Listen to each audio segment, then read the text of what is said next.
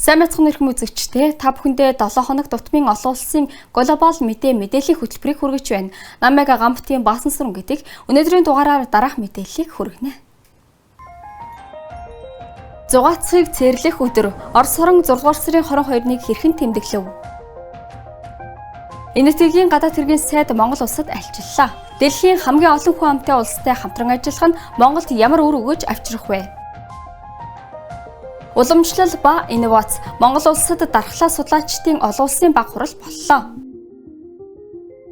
Чингисийн тогоо 32 цагаан хүн морьтой тэргүүн Закаминд болсон хонгодорын наадам хэрхэн өнгөрөв? Монгол улс морин театртай боллоо. Улаанбаатарын ойролцоох тал нутагт Чингис хаадын хаан шавны нэл боллоо.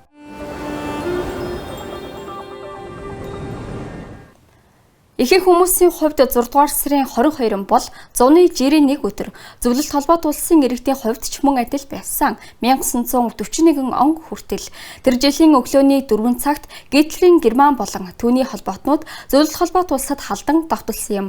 Ингэж агвах орны дайн эхэлжээ. Энэ дайн тус улсын бараг 27 сая иргэний амийг авч одсон юм. Энэ нь өнөөгийн Монгол улсын нийт хүн амаас 8 дахин их тоо юм. Уй гашуй айл өрх бүрт хүрсэн. Тэр цагаас хойш энэ өдөр Оросын хувьд онцгой өдөр болсон юм.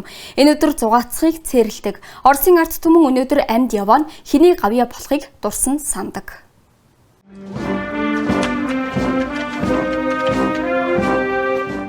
6 дугаар сарын 22 бол Орос улсад дурсамж эмгэнэлийн өдөр юм. Дурсгалын арга хэмжээнүүд орон даяар болж байна. Ерөнхийлөгч Владимир Путин нэр нь үл мэдэгдэх дайчны булшинд цэцгэн хэлхээ өргөлөө. Энэ газар Москва хотын төвд Кремлийн ханны дэргэд байрладаг. Тэнд 1941 онд Москвагийн төлөөх тулалдаанд ам өргөцсөн нэгэн цэргийг нутаглуулжээ. Тэрний хэн болохыг өнөөдрийг хүртэл тогтоож чадаагүй юм.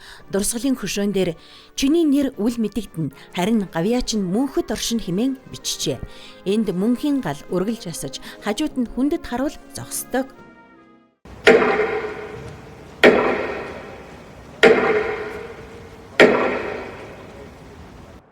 Харин Подмосковье дахь Оросын зэвсэгт хүчний төв сүмийн дэргэд 1418 ла асаасан байна. Учир нь дайн яг 1418 өдөр үргэлжилсэн юм. Дурсгалын арга хэмжээнүүд Орос орн даяар болон дэлхийн олон оронд болж өнгөрлөө. Так будет разбит, победа будет за нами. Энэ бол Берлин хотоос ирсэн дүрс бичлэг. Нэгэн цагт эндээс эхэлсэн дайн дэлхий даяар дарахсан билээ. Энэ өдөр Трептовын цэцэрлэгт хүрээлэн дэх зөвлөлтийн чөлөөлөгч дайчны хөшөөний дэргэд дурсгалын арга хэмжээ болж өнгөрчээ. Бидний хувьд энэ бол зүгээр нэг үзүүр биш. Энд байх нь нэр төрийн хэрэг төдийгүй үүрэг юм. Манай улсыг национал социализмаас чөлөөлсөн хүмүүс бол зөвлөлтийн цэргүүд. Дараа нь бид хамтдаа дайны сүүлээс Германы сэргээн босгож Европт инх тайвныг удаан хугацаанд хамгаалсан. Өнөөдөр бид энд баярлалаа гэж хэлгээр ирсэн. Für mich ist es wichtig, hier zu sein, weil dieser Tag Энэ бол Германы ард түмний хувьд ичхүүрийн өдөр. Би энд уучлал хүсгээр ирсэн. Олон жилийн өмнө болсон явдлын төлөө харамсалтай нь өнөөдөр фашизм дахин толгой өндийлгэж байна. Тиймээс бид ийм зүйл дахин давтагдахгүй байхын тулд мөн хүмүүс хоорондоо инх тайван нөхөрлөлтэй амьдрахын тулд бүхнийг хийх ёстой. Манай улсыг фашизмаас чөлөөлсөн баатруудад би чин сэтгэлээсээ талархаж явдаг. Хөрш Брэдаас фронтод 120 мянгаар хүн мордсон байдаг. Тэдний 3-ны 1 нь эргэн ирээгүй. Улаан үд хот ч мөн дурсгалын аянд нэгдлээ. Миний дөрвөө бүгд дайнд амь өргөцсөн. У меня 2 дедушки воевали, 2. Миний 2 өвөө дайнд оролцсон. Нэг нь Арсенцевийн хоригт лагерт орж байсан ч оргож чадсан. Нөгөө нь Төмөр замын цэрэгт алгааж байсан. Анд үлдээд нутагтаа эргэн ирсэн. Мой отец участник войны, он воевал. Миний аав дайтаж Берлин хүртэл толдаад дараа нь нуцагтаа буцаж ирсэн. Тэр инженерийн цэрэгт алба хааж байсан бөгөөд мин цэвэрлэх ажил хийдэг байсан. Тэрээр ухарч буй германчуудын ард талд нэвтэрч тэдний замд өөрсдийнх нь минийг барьлуулж байсан тухайга надад ярьдаг байлаа. Дурсгалын арга хэмжээ Монгол улсын нийслэл Улаанбаатар хотод ч болов. Оросын шинжлэх ухаан соёлын төвд түүхэн баримтдах Германы нацизм гэрэл зургийн үзэсгэлэн нээгдсэн байна. Хөтөлбөрийн хүрээнд дайны үеийн эмгэнэлт явдлуудад зориулсан Травники баримтат киног үзүүлжээ.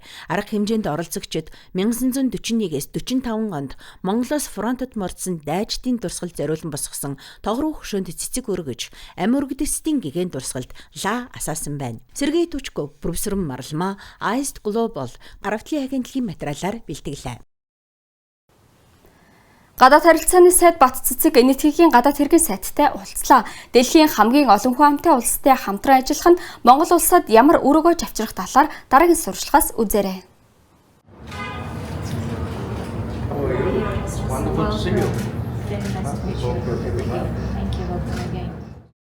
Эдийн засгийн худалдааг нэмэгдүүлэхэд талууд анхаарч ажиллахаар ярилцлаа. За экспорт импортын бараа бүтээгдэхүүний нэр төрөл цар хүрээг нэмэгдүүлэх, Монголоос эндхэг рүү коксчих нүүрс болон бусад уул уурхай бүтээгдэхүүн нийлүүлэх боломжийг судлах ажлыг идэвхжүүлэх санал дээр нэгдэв.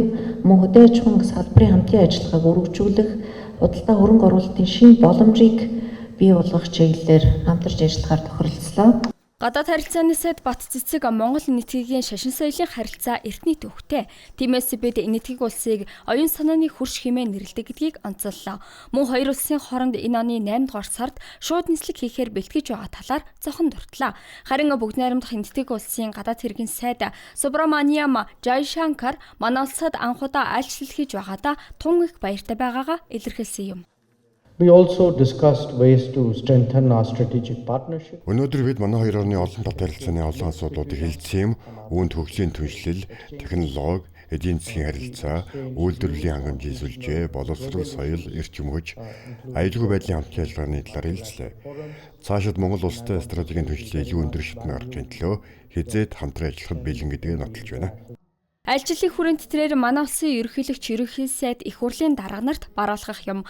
Дашрамд дулаахад манай улсын 200-аад мэрэгжилтэн NTG улсад боловсрал, эрүүл мэнд, хэмэл аюун ухааны чиглэлээр жил болгон сурч мэдлэг дэвшүүлж байна. Мөн NTG улсын засгийн газрын хөнгөлөлтөө зээл, буцалтгүй тусламжаар газрын үндэсний боловсрол хуульдвар, мэдээлэл технологийн холбооны төв байгуулах төслүүд хэрэгжиж байна. Тодорхой хүчний эмчилдэг эмчнэр байдаг. Харин хүнийг өвдөхгүй байхад нь тусалдаг мэрэгчлэнүүд ч бий. Монгол, Орос, Япон болон бусад орны 100 гаруй дархлаа судлаач Улаанбаатар хотноо чууллаа. Эрүүл саруул урт таслахын тулд хэрхэн хооллож, хаана амьдарч, юу хийх хэрэгтэй талаар одоо хүрэх сурвалжлагаас хүл авч үзээрэй. Энэ цахилгаан станц шиг шаталт гал шаталтын процесс явагдаж өргөл дулааны энерги алгарч тэгж байдаг. Бид нэр тийм гал мах бодтой хүмүүс. Ангаах шинжлэх ухааны үндэсний сургуулийн бие ангаахын сургууль, Монголын дархлаа бичил амь судлалын нийгэмлэг хамтран дархлаа судлалын орчин үеийн ололт амжилт эрдэм шилжээний олон улсын 10 дахь хурал сургалтыг Улаанбаатар хотын амжилттай зохион байгууллаа. Энэ үеэр эмч эмнэлгийн мэргэжилтэн зориулсан онлын сурвалж шинжлэх ухаан, эмнэлэл зүүн ангаах ухааны чиглэлээр олон хэлтгэл сонсож хэлэлцүүлэг өрнөсөн юм а. Удааны улсуудын хоол идээд манай энд амьдрахгүй. Хэвийн хоол зөв хоололт тэгээд тэр Монгол газар уур амьсгал газар ус цаг агаартай дөрвөн улирлалд тогтсон тохирсон зогсон тийм энергитэй тийм бүстэй хоолондоо идэхгүй бол одоо нэгэн төрлийн харангахтай шүү дээ. Манай улсад орчин үеийн дархлаа судлалын шинжлэх ухаан хөгжөөд 40 орчим жил болсон байна. Өнөөдөр манай эрдэмтэд энэхүү уралд гол хөргөөцөд оролцож байгаа нь эрдэмтэн судлаачид ямар төгснө төрсныг харуулж байгаа юм. Хурлаар дархлаа судлалын салбарт орсон сүүлийн олд амжилтаа танилцах, шинэ мэдлэг мэдээлэл солилцох, манай орны ангаах ухааны салбарт тулгамж байгаа асуудал түүнийг шийдвэрлэх арга замыг тодорхойлох, гадаадын ижил төстэй байгууллага судлаачид хамтран ажиллах өргөн боломжийг нээдэг байна. Энэ жилийн хурал дээр болохоор илүү их одоо хавдрын дархлаа эмчилгээний чиглэлээр хавдартай хүмүүсүүдийг одоо эмчлэхээр шинэ дэвшил гарсан талаар эрдэмтдийн мэдээллийг хэлж байна. Мөн одоо дархлааны эрүүл байдлын үед дархлааны эмэг байдлын үед ямар одоо хүний биеийн үйл ажиллагаа, амьтны биеийн үйл ажиллагаа ямар байд юм бэ? Үүнээс нь шалтгаалаад одоо онцлогоо эмчилгээнд дээр ямар одоо даваа талуудыг бий болгож болох вэ гэдэг талаар ажиллаж байна. Энэхүү урлыг манай улс 2 жил тутам зохион байгуулж, Анагаахын салбарт дархлаа судлалын чиглэл гарсан олд амжилтыг танд судлах, цаашлаад нутагшуулах боломжийг нээж өгч байна. Антигенийг одоо тэр тарилгыг молекуляр бүтцийн өөрчлөхөөс гадна эсийн хүний эсийг хүний одоо микроб гадны халдвартай дэмждэг эсийг модификац хийх тийм технологи бас өнөөдөр их яригдлаа. Тэр их сайхан юм да. Тэр бол одоо зөвхөн тарилган дээр анхаарахаас гадна хүнийхээ бие дээр анхаарад хүний биеийг тэр тарилгыг хүлээж авахд бэлдэх, эсүүдийн бэлдэх тийм хувилбар аргуудын тухай гайхамшигтай сайхан илтгэлүүд тавигдж байна л да. Уралд Монгол, Япон, Оросын холбооны улс зэрэг 10 гаруй орны 100 гаруй судлаач танхимаар болон цахимаар оролцож судалгаа шинжилгээ ажлын үр дүнгээс танилцуулсан юм. Түүнчлэн дархлаа судлалын шилхооны ололт дэвшилтэд шинэ технологийн талаар хэлэлцсэн юм а. Доржийн цэгэнжүү Евгений Павлов, Брюсселийн Марлма, Аист Глобал. Брэдинг Закамын дүүрэгт хонгодорын олон улсын уулын улаадаа уулзлага 2026 наадам боллоо. Зохион байгуулагчид зочдтой амтд дайллага, сонирхолтой үзүүлбэр болон олон сайхан бэлэг барьжээ. Энэхүү өргөн цар хүрээтэй арга хэмжээний талаарх дэлгэрэнгүй манай сурвалжлагаас үзээрэй. Хонгодрууд бол Брэд түмний эртний бөгөөд томоохон угсаатны нэг юм. Закамэнд болсон наадамд Брэдийн Тунка, Ока, Эрхэм мужийн Алаар аймаг, мөн Монголоос булган Хөвсгөл аймгийн төлөөлөгчид хүрэлцэн иржээ. Зочдыг дуу хур, далах тавс, цагаан идэ болон Закамэний алдарт саламатар дайлж өгцсөн байна. Илиш нэгэн хамаа гартаа бариад авчигдав. Нэгийг авчихд можно да? Тэгээ цааш нь дамжуулаад. Праздничные мероприятия. Баярын үйл ажиллагаа Ингербой суурьнд эхэллээ. Энд хонгодоруудын эдлэн музей нээлт болсон юм. Ингербойчууд морьтон ба бөмбөрчдийн оролцоотой өнгөлөг шоу үзүүлбэр бэлтгэжээ. И барабанщиков.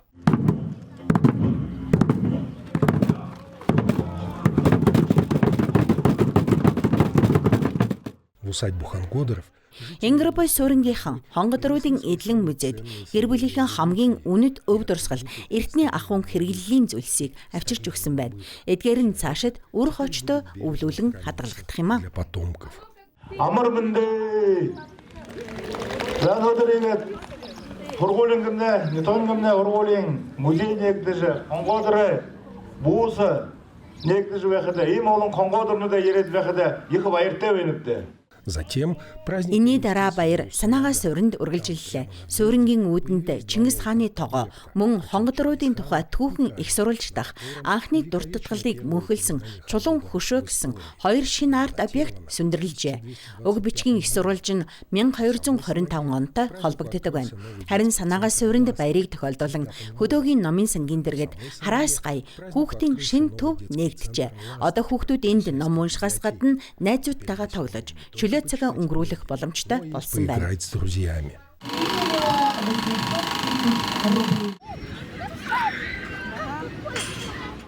Брэдэд болдог томоохон баяр наадам бүтээлч болон спортын уралдаанд тэмцээнгүүгээр төсөөлөгдөшгүй. Энэ удаач мөн адил барин хуурчдын уралдаанаас эхлээд сээр хуулгах тэмцээн хүртэл хүн бүрийн сонирхолд нийцэх олон үйл ажиллагаа олжээ.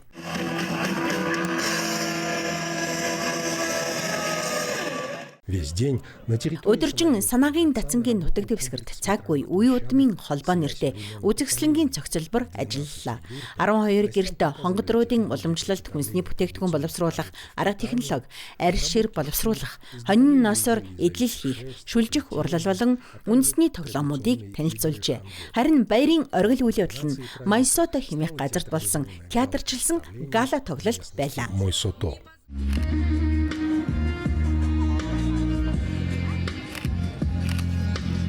Тоглолт 32 бүсгүй цагаан хунгийн дүрээр бүжгэлснээр эхэллээ. Энийн дараа байгалийн заадгаа тайзнаа хонгодорын 9 уугийн төлөөлөгчд гарч ирэн Йохор хатрав. Гэтэл удалгүй утаан хөшгөний цаанаас 30 морьтон гарч ирлээ. Тэд уламжлалын гол өв тээгчдэд зориулан амьд хонгил үүсгэжээ. Тэдний гартаа бэрсэн тугууд нь хонгодорын 9 уугийг төлөөлж байлаа. Харин тэргүүн игнэнд Закамэн аймгийн тэргүүн Сергей Гонжитов морьтойгоо явж наадмыг албан Пусть встречи на нашей земле оставят в ваших сердцах самые светлые воспоминания.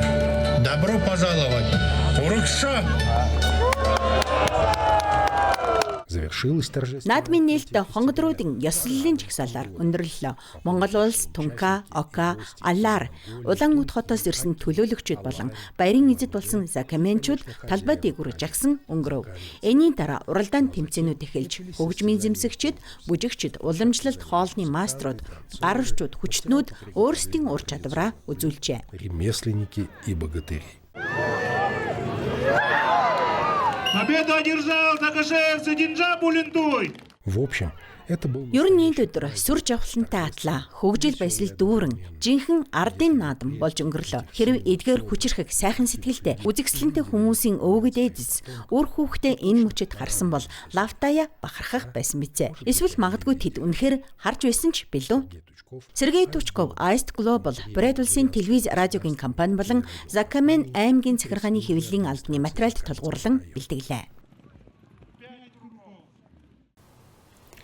Тайзны оронд тал нутаг, ханны оронд улс, мордын хүмүүсийн адил жүжигчний дүр бүтээдэг Задгаа тэнгэрийн доорх театр. Манай зургийн баг Чингис Хаадын хаан шоуны нээлтэд оролцоод ирлээ. Сэтгэлдээ та бүхэндээ хуваалцъя.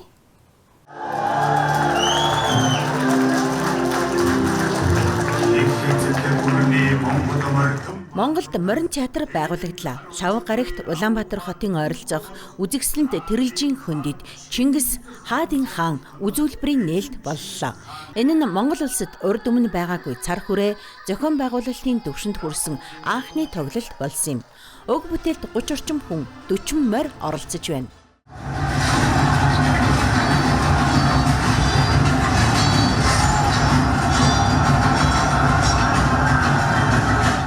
Жүжиг 1 цаг гаруй үргэлжилнэ. Зохиолын гол шугам нь хүнд бэрх сорилтуудыг даван туулж дэлхийн хамгийн агуу хаан болсон хүү Тэмүүжний амьдралын түүхийг өгүүлнэ. Морин шоу тоглох маань юугаар ялгаатай? Яагаад гадаад Монгол руу бид нэр ирж үзэх ёстой вэ гэхээр энэ шоу маань морин дээр Чингис хааны амьдралыг, бидний соёлыг, бидний үг түүхийг бүгдөөринг нь үзүүлдэг 8 үзэгдэл жүжиг байгаамаа. Нэр ган зэрэг одоо энэ шоунд мэрэгдийн нөгөө нэг тал октоодын нийцэл одоо нөгөө Тэмүүжин жамхад дайнд явангууд тэр талаар нөгөө нэг мэрэгдийнхэн дайрж олзлох гэж дайс тийм юу гал дээр байгаа. Би болохоор энэ дээр бөө тэгээд бүжиг хийж байгаа. 2 удаа бөөгийн гэсэн гардаг хөөхгүй. 2 дахь нь амар гоё ингээд гараа ингэж дэвж мөвээд тэр нь гоё.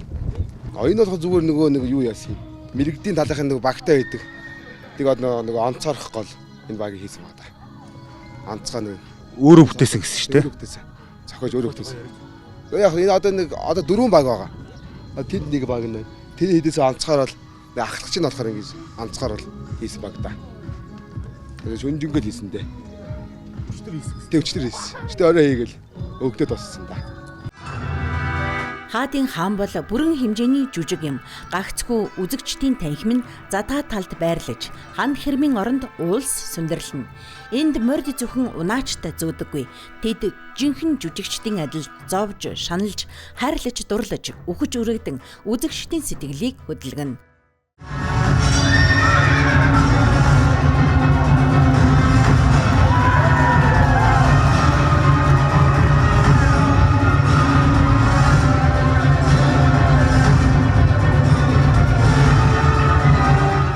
Монголчууд төрөлхийн морьтон ард түмэн. Энд хүүхдүүд алхаж сурахаас өмнө морь онож сурдаг гэхэд гэлсдэхгүй. Гэсэн ч энэ шоуны үзэгчдийн ур чадвар нутгийн иргэдийг хүртэл гайхшруулж бишрүүлж байна.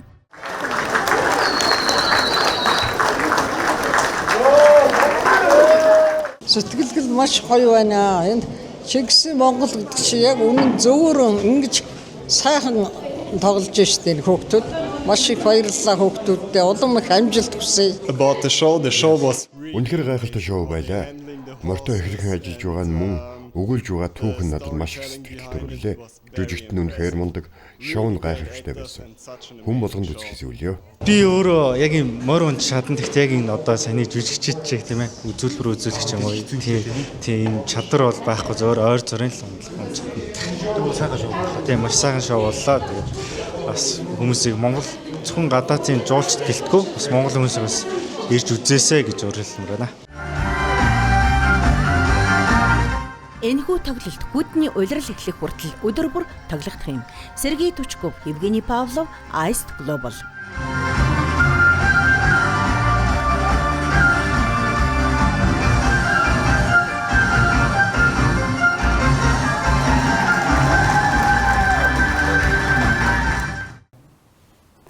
Ингээд манай хөтөлбөр өндөрлөж байна. Та бүхэнтэй Гамбатын Басан сүрэн болон глобал мэдээ хөтөлбөр хамт байлаа. Дараагийн шинэ дугаараар ирэх баасан гарагт уулзцгаая. Өөрийгөө болон хайртай дотны хүмүүсээ хайрлан хамгаалаарай.